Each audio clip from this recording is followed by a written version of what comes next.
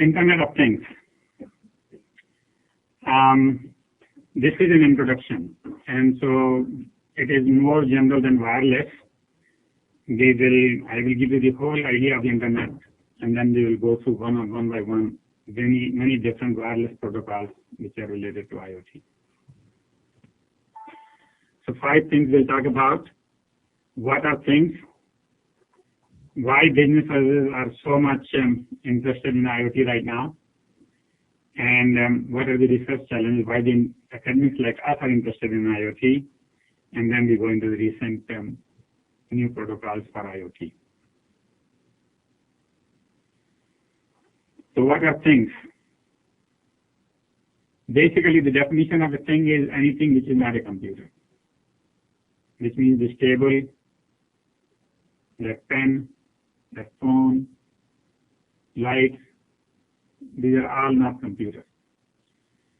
And why we distinguish things from anything else, non-things? Because up until last year or 2 years ago or 4 years ago, all the computers were interneted. Every computer had a network. So now we have covered all the computers. So where do we make money from next? And so everything non-computing is a thing. Okay? So we are going to connect everything. Electrical and non-electrical. And so that includes phones, watches, thermostats, cars, electric meters, sensors, clothing, brand aids, and TV. Okay? And so anything, anywhere, anytime, anyway, anyhow, everything will be connected. Always. So this is already connected, and this is what we are going to connect. And if you count how many things are connected, only less than 1% are connected. Actually, that number can keep going down as you count more and more things. And so there is this market, there is this opportunity to connect 99% of the things in the world. From 10 billion today to 50 billion in 2020. And then the opportunity in dollar terms, 14 trillion over 10 years. And actually that number is always an understatement because every year the number goes up. Okay? And every time the projection comes in, it is more than the previous one. Right? So 14 trillion must have been at some point, and the references are here. Third in the list of top 10 strategic technologies by Gartner, after mobile devices, mobile apps, but before the cloud, and also known as Internet of Everything by Cisco. Cisco calls it Internet of Everything, IOE. And IBM calls it a smarter planet. So if you see those words, these are all IoT. So today we have a smart grid, which is Internet of Electric Power Supply, smart health, smart homes, smart cities, smart industries, smart TV, smart watch, smart car, and smart keg. The wine bottle, actually the wine cork, wine, right? Everything is smart. And what that means is they can connect. And it is interesting that in the old days, when somebody was smart or something was smart, that means you give them a 2023 some number, random number, and another they could add very fast. They were very smart, right? Then came the time of storage, when somebody could remember any vague thing, you could ask them any question, they will remember it. Memory. Storage was smartness. But today, smartness is not computing or storage. It's the networking. If you can connect, you are smart. Okay? So smartness is networking. Because if you are networked, if you can communicate, you can always get the job done. Okay? So it's not what you know, it's who you know. All right? For success. And so this is the past smartness. This is the current smartness. In fact, I have the other one which I didn't put the right cartoon here. Basically, think about a person, with hundreds of books on the desk. He's not very smart because he's not connected. On the other hand, think about a person with one, little smartphone in his pocket. They are smart because they can find the answer right away, right? Because they're connected to Google. And Google worries about the other things which are storage and computing. You just have to do the communication. All right, so why is IoT happening now? Well, there are several recent developments that made it possible that was not possible before.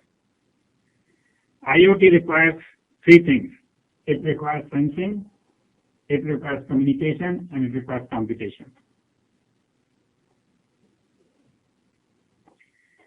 Now, sensing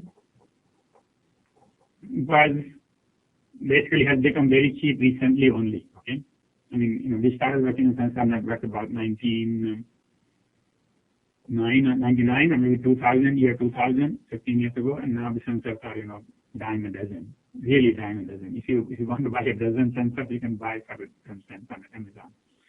So the sensors are very cheap. Communication, now with the smartphones and things like that, we can communicate very fast, very cheap. And computation with the clouds, very cheap too. And so basically, microsensors have become available, which are temperature sensor, moisture sensor, pressure sensor, air quality sensor. You name it, there's a sensor for it. Tags, RFIDs.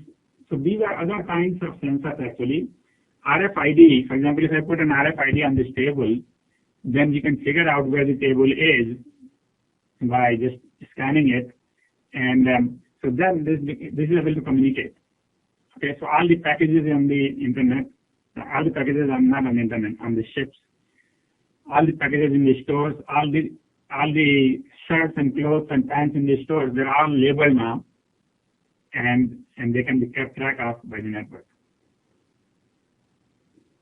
Okay, so the tags are also sensors, right? They in some sense. Third thing that has happened is energy efficient communication. So now we have networking technologies, and that is what we will talk about in this course mostly, that allow you to communicate with very little battery power. You can have one battery for a year. Okay, that was not possible before, but now it is possible. And we will talk how that is done. Bluetooth, Zigbee, and PAN. Computing has become very cheap. There are microprocessors which are very, very fast. And Raspberry Pi for $25, you can buy a whole computer. Intel Galileo, same thing, and Arduino, same thing. Okay, you can, if you have not played with these things, you need to. Cloud computing is there now, and with very little or no, you can do very, very large jobs. Money. Open and small operating systems. Operating systems are free. Linux is being used everywhere. And so because of all this, those creating sensing, communication, and computation has become very cheap, all three. Okay? So suddenly we have this opportunity for IoT. And really the main reason is the dollar. They all run behind the dollar. If somebody throws us the dollar, we just run behind them. And that's what professors do, that is what the businesses do, that is what everybody does. Right? So here is the interest in IoT. If you see the Google trends, and there are two different graphs on Google, one for IoT and one for Internet of Things. They're same, but some people are searching for IoT, some people are searching for Internet of Things. Suddenly it took a dive up here, point B. And actually Google tells you why it took a dive up, and that is the day when Google bought Nest. Nest is a thermostat company, and they made a thermostat which is Wi-Fi enabled. And Google bought it for $2 billion. Can you imagine? Put a Wi-Fi card in a thermostat and get sold for $2 billion. This guy is really smart. The guy who sold the company. Okay? And as soon as Google put $2 billion, everybody else started putting billions of dollars into this market. All right? And if you remember I don't have the Gartner chart, but if you remember the Gartner chart, everything starts from the universities and basically research and then goes into this one. So this had already happened by this time, almost like 2 years ago. Universities were working on the technologies like IoT, like Bluetooth or things like that, developing protocols that are energy efficient. And so why did that happen? And that happened because the government started putting money. So in 2009, Obama put $4 billion for smart grid.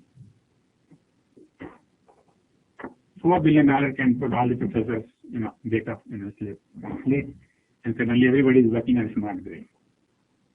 Okay? And if you remember, the thing is, you have to keep noticing this thing. Every 2 years or 1 year, the president comes up with some plan, and the rest of the world just follows it. So smart grid was 2009, then he came up with big data, then he came up with right now this year the logo is computer science for all. Okay? So everybody will become computer scientist. So there's a lot of money being put into computer science education. Every computer science department is expanding by factor of 5, 6, 10. So you guys are in good hands. Okay, if you're looking for a job. Because you are computer scientists. But basically, this is what brings up the thing. Every year they decide what area to invest in, and he comes up with 2 words, and then we follow. So in 2009, it was smart grid. Smart grid brought up this whole issue. At the same time, European actually started something called Internet of Things. They really had a research called Internet of Things, and they did a survey in 2009 on what is happening what is the latest in the Internet. And we said, oh, European people are doing Internet of Things, but I don't think it will go anywhere. Okay? And so we call it Internet of European Things, because this is not for US. But now, we are doing it everywhere. So in some sense, they are ahead of us in this. 17 million in European funding in FP7, and then in the United States, there are lots of agencies which put a lot of money, and now there is no list. Basically every country is spending on IoT. So smart grid, which is actually the beginning of IoT, is that the smart grid is the power grid. So the power is generated someplace, and it comes to your home. And so they thought, why don't we make it internet connected so that we can control it sitting from one place? The whole thing, from generation to transmission to conversion to delivery, including reading your meters at home. Okay? And now smart grid exists because now my meter is read on the internet. I get reading of my electric meter from the phone, from the electric company by email every week. I told them, look, I'm concerned about my electric bill. They said, okay, we'll let you know every week how much you are spending. And I get an email every week. You can get that same thing. So clearly they are not going to come to my house every week and read the meter. They're just reading it over the internet. And not only electric meter, the gas meter, the water meter, everything is internet connected now. I don't know about the water meter, but the gas meter I know, because the gas meter guy came and he started working on something. And I said, what are you doing? He said, well, I'm just putting this transmitter on it. Basically he was connecting to the internet. Okay? And so a smart grid is that idea, is that with internet connection, you can find where the problem is, where the load is, how to transmit more power from here to there, and so on and so forth. You can load balance. And the meters actually do help. That weekly reading that I get does help me reduce my cost. Believe it or not, my bill has gone down after that weekly thing started coming by 25%. Because now I know what I did and what I shouldn't do. So, that helps. An efficient cryptographic communication between service stations and control stations. So basically now they can talk. Protocols for publishing and subscribing of the system data. So all of this research was done as part of smart grid research. And now there are business opportunities. There are companies that make money in sensors, companies that make money in microprocessors, make money on the data link, which is the wireless equipment, on the systems, on the data analytics, analyzing the data, and on the applications of this data. It turns out there is more and more money in this direction. If you want the most money, applications and analytics, and then systems, and then sensor people are making the least amount of money. Okay, those of you thinking about this startup. And so, as you can see from this chart, really there's a lot of money on the data analytics. And that's why Google paid $2 billion, not for that Wi-Fi card inside a thermostat, because now Google knows when you are home and you're not home. Okay? If the temperature is up, you're home. If the temperature is down, you're out. And so they can serve you the right ad. And they will make trillions of dollars by just knowing your location. So they gave $2 billion to this company, because it's not the thermostat. It's the whole idea of that we are now having a data about the people's habits.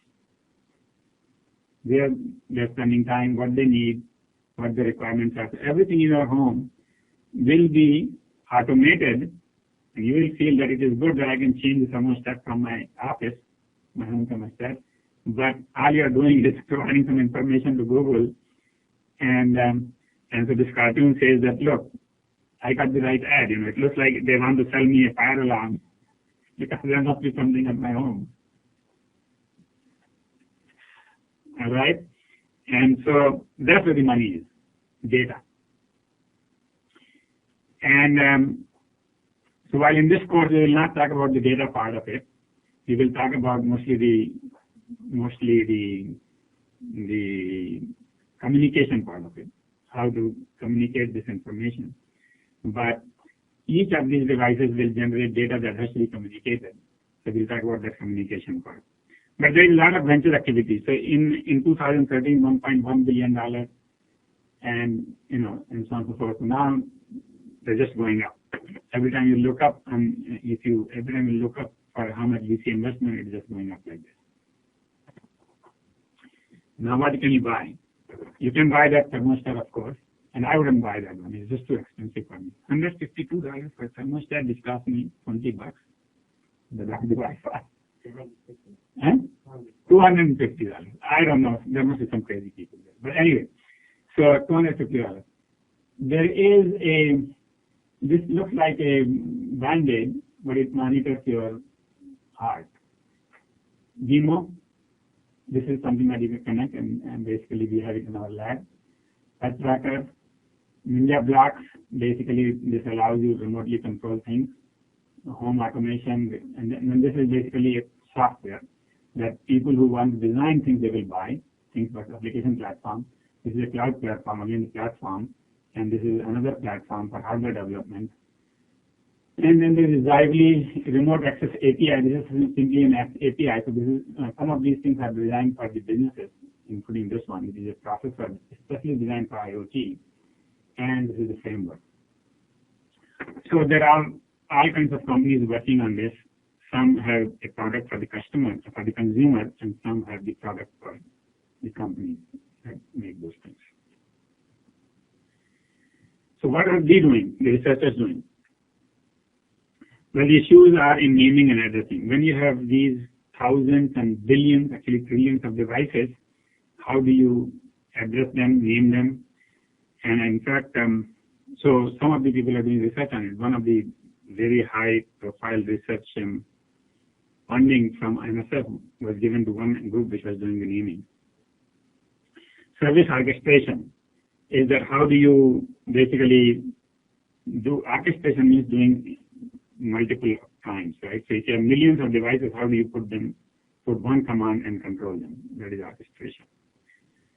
Power efficient communication. So then you have to worry about, how do we minimize the energy? Our energy harvesting, how do we generate the energy to use? Things to cloud. So how do you send information to the cloud? Miniaturization is another research issue. How do you make things smaller? So there are sensors which are small, very small. There are transmitters which are very small.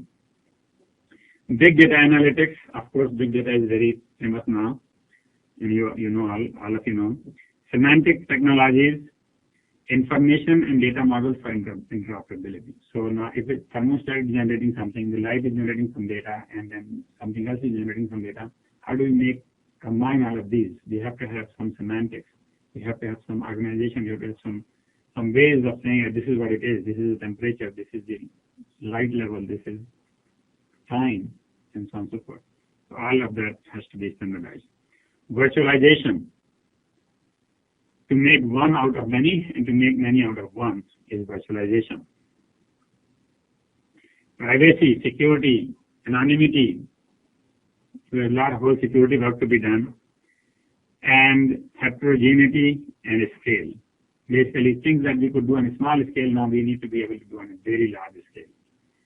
Things that just one kind of technology, now we have to be able to do on different technology. Things that are static, we need to be able to do on dynamics.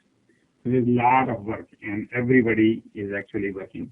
Now I'm going to go into the next 4 slides about what's happening, trends, and then take to our research, like how we are working on this. We are very much deep into this, and then we move on to the wireless. So one thing that is happening is that actually that happened past. One thing that happened in the past is that when we started doing internet and started getting data, we found that if the data is verified, we have to go to the server every time. The response is very slow, and therefore they figured it out that we should make many copies of the data and keep it close to the users, those copies, so the users can get it right away. And this is called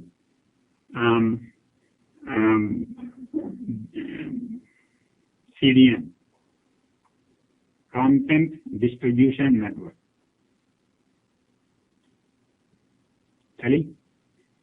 CDN. CDN is Content Distribution Network. Basically, so there is a company called, what is the name of the company? I forgot. But basically, the company makes money by simply taking your data and putting it at 15 places in the world. Okay? It's an MIT professor company.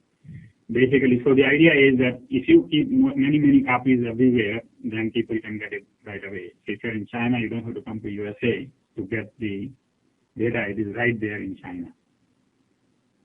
And in fact, China is a big country, so it might be at many places in China available to you. So that is called data in the edge. So everywhere the data was brought close to the user. These are storage devices which were brought close to the user. Well, so now the storage is not the key. The key is the computation. If we want to do something, nowadays we are not just looking for the data, we are looking for getting something done. Let's say you are doing Siri and you tell your phone, okay, tell me what is, this and that, right? It has to digitize that voice. It has to interpret that voice and then look up and give you the answer. So looking up is a very small part of it, but there is a lot of computation before that part, right? That part has to be done in the cloud. And therefore, we need to bring the cloud next to you, right? So the phone companies are working on what they call mobile edge computing, MEC. Mobile edge computing is the idea that all the towers will not just have the radio, but they will have a cloud, micro cloud on the tower. So when you say something to Siri, it goes to the micro cloud and comes back. It doesn't have to go to California to Apple's headquarters. Okay? And microcloud even might have some piece of Google in it, which basically it can give some common answer for recently asked questions, right there. And for something that you have to go to Google's cloud. So this is called mobile edge computing, also called fog computing. So the fog computing means computing everywhere. Okay? So when the clouds come down to the ground, we call it fog. Right? And so that is what fog computing is, that computing everywhere. It's not just in the cloud, but the clouds are everywhere. So on just one cloud, there will be lots of clouds. So that brings us to multi-cloud. Basically, whenever you have an application, it will not be just on one cloud, it will be on multiple clouds. It could be here, here, here, here. There could be local cloud, there could be regional cloud. And so we are working on that. So we have a PhD thesis which allows you to do this. Is basically you can develop an application. So for application development, we have some interfaces.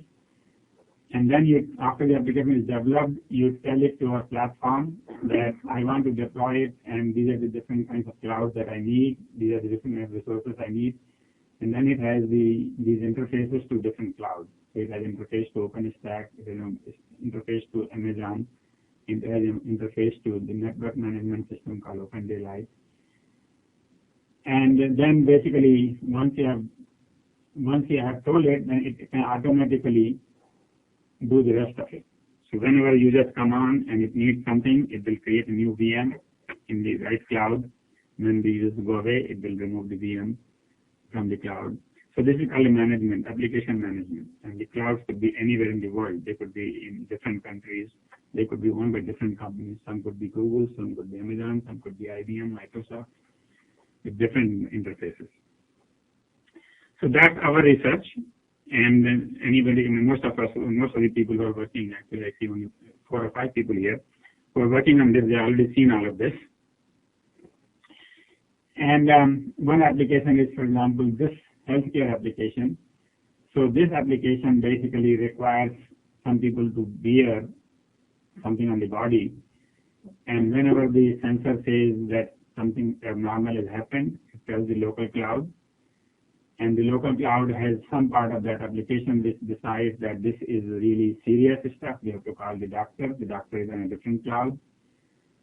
And it has to call the hospital and the insurance company. All the information is done, and then basically the connection is made, right?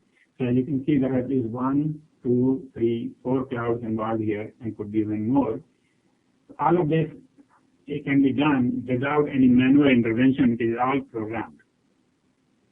Okay, and of course we'll have to find out the closest cloud for the hospital, closest cloud for the insurance company, because those may not be just one cloud. There could be many clouds, right? Similarly, the closest cloud for the doctor, and so on. So this placement of these services is clearly an application, right? So that's what we're working on. But anyway, back to IoT. So IoT is a big deal, big money, both for researchers as well as for businesses. And but there have been lots of protocols on IoT.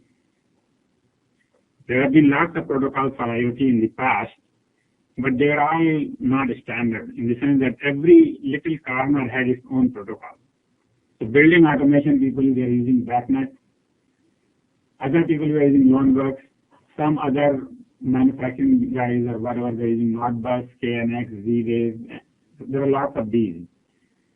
And so mostly, not so much in the home, but mostly in the industries, except for the BACnet, which was not used in the home, but was used in the enterprises. For example, our buildings here probably had a BACnet controlling the controlling the heat and cooling in different buildings.